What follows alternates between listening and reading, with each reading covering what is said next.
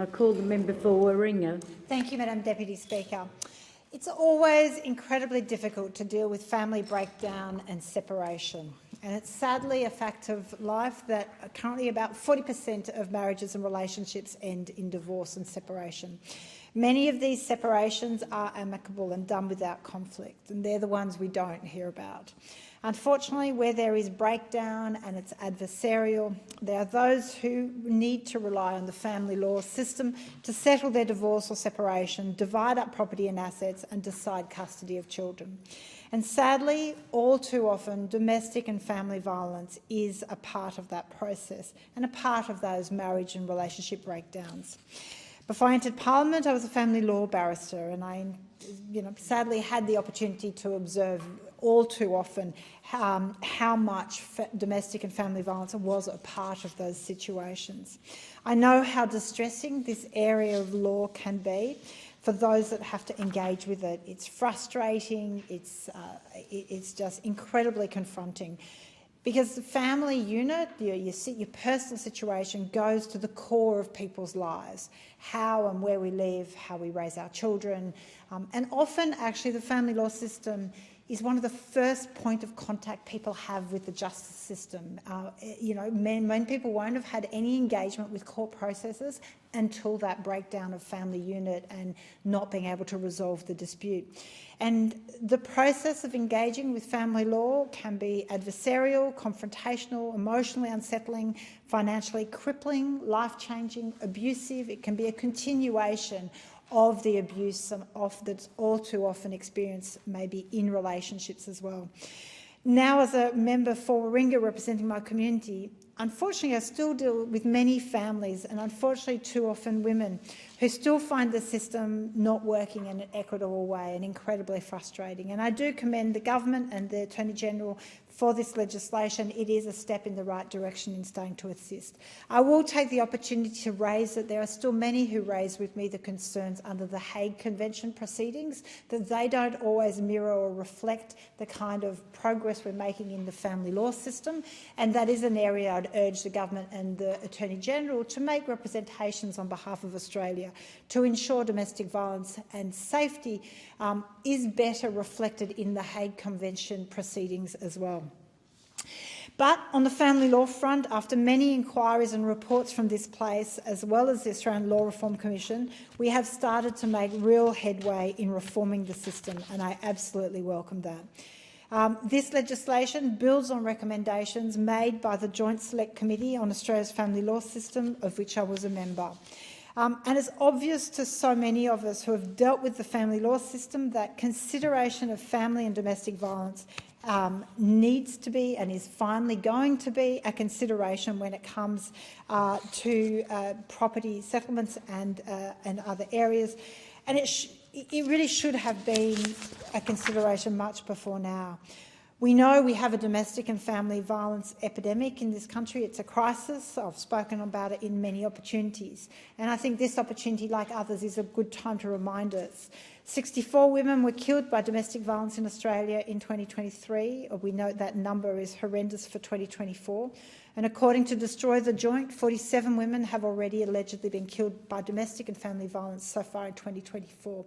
And we know that the time at which women are most at risk is in the breakdown of the relationship, the leaving of a relationship. And that's why the right kind of protection and access to services is so incredibly important.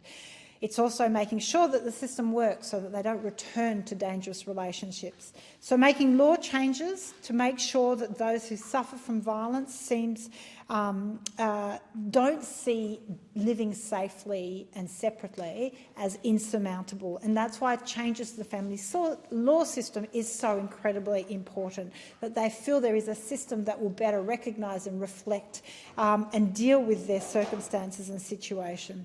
So I know the government has consulted with stakeholders in drafting this legislation, including allowing comment on an exposure draft. But I should say it's disappointing that for many of us in the Parliament, Parliament, and in particular on the crossbench, we have had fairly limited time in reviewing this legislation, which makes it difficult to fully interrogate the bill and get full feedback from, I think, interested parties and Law Society and others. So I suspect that the bill may well go to inquiry in the other place, which I would welcome, because there hasn't been that opportunity to interrogate it and look to potentially amendments in certain areas.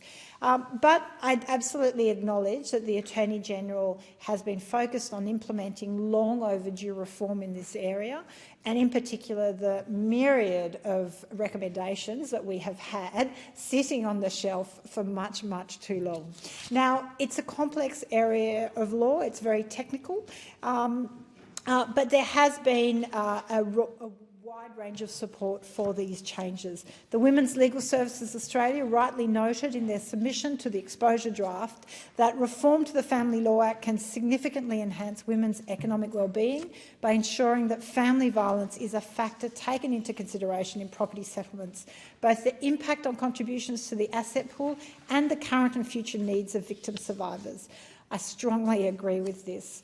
At the core of this bill, it will allow magistrates and judges to consider the risk of violence and the economic impact of violence when it comes to dividing up property and finances. It was always such an incredibly frustrating situation as a barrister working in this area that if a client came to me with a tale that clearly involved domestic violence incidents, that clearly impacted their capacity to work, to pursue further education, to better their situation, impacted their liberty, coercive control, impacted their access and freedoms. But under the Kennan principle, you simply couldn't establish that as a means to show how much that impacted a party's financial contribution to the marriage, which ultimately was what the court would take into account in dividing up the assets. And for so many clients, it was incredibly heartbreaking because they would still requested I run the argument in relation to the domestic and family violence, because for them it was very important to have it on the record and acknowledged, and it was often very important to have the judges actually acknowledge and accept the evidence in respect to domestic violence, but unfortunately have to acknowledge that there wasn't the threshold from Kennan wasn't met to show that it had a substantial impact on capacity to contribute financially. I mean, you essentially had to show someone was in hospital and couldn't attend their job to show that there was that impact on property proceedings. So I very much welcome that we now have in legislation the clear requirement for the court to consider the impact of domestic violence when it comes to dividing up property and finances, because it has a real impact on victims' financial circumstances. I also really welcome the consideration in the legislation to make allowance for housing needs in relation and in particular in terms of which party has the care of a child. Because all too often, especially when domestic violence is involved, we see the victims and the children often have to leave the family home, and they then find themselves in a housing crisis. And we know we will never have enough crisis accommodation to assist victims of domestic violence. So we need to tilt the onus, change the situation where there is more, I think, pressure on the courts to consider that divvying up of assets and the housing needs of those with the care of children more fully, especially if domestic violence has been there. And I've talked with the Attorney-General around even reversing the presumption in relation to a right to occupy the family home, especially pending a resolution of proceedings, which sadly all too often takes several years and often leads to, I guess, systems-induced poverty on victims. This legislation also brings in changes when it comes to protective, sensitive information, and I think this bill strikes a fair balance. I'm satisfied that what's being proposed will give an additional ground of objection to a participant, the maker of protected confidence or the judge. So it's important that when a party to proceedings, for example, issues a subpoena in relation to documents, for example, counselling records, a party will always have the grounds to object to the document documents being sought for discovery, and now the changes in the legislation means there's an additional ground on which to object to that production. And I think that's really important, and also that is open for a judge to exercise that, and or the person making the protected confidence, or person with a case guardian, for example. So I think these are all positives, and I'm satisfied that they're good changes. Of course, we can always go further, and I urge the Attorney-General to consider continuing to reform this sector, because it really does go to the core of so many families. In terms of the changes to the children's contact services and how they operate, again, this bill introduces much-needed regulation of the sector, and I strongly support it. The reality in parenting cases is when there are any risks of harm to the child, you have to have involvement of supervision and children's contact services. It means that often for a period of up to 2 years, contact with the child between one or both parents will be really limited, in particular if there isn't access to children's contact services. And so an area I would urge the Attorney-General to focus on is making sure there's equitable access to contact services, because I know regional communities do not have sufficient contact services. And if you can't get in, or there's a long wait list, the reality is contact ceases between a parent and a child, and that has a huge impact on that relationship. And that's often before you've had a full, I guess, working out of the allegations by a court. And so it's really important that there is equitable access pending determination of proceedings, so that you don't have irreparable damage made to relationships between parent and children, but that relationship can continue in a safe and supervised environment. That is absolutely vital. And of course, the standards vary a lot, so I think it's really important to have that now that regulated. Now, obviously, apart from the time limit, I feel that there's been in relation, I feel there's a key area for improvement outside of this bill is funding the community legal sector. Now, I've spoken many times about the need for changes, I think, to sentencing, and to have a much greater deterrent when it comes to the consequences of domestic and family violence to protect women and children.